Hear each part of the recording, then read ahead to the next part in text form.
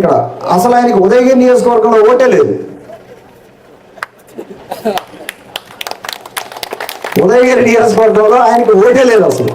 నాకు వింజమూరులో 164 బూత్లో నాకు ఓటు ఉంది.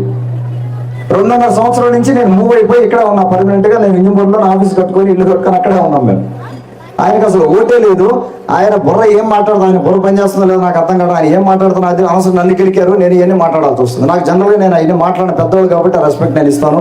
అలాగే సదురాలపల్లిలో అన్న చెప్పినట్టుగా ఇక్కడ వచ్చి ఆన్లైన్ బెదిరిస్తున్నారు, సైకిల్ గుర్తు కొట్టేస్తే అవి చేస్తాం ఇది చేస్తాం అని. మీ జాగీరా ఇదేమన్నా? ఇదేనా మీ జాగీరా?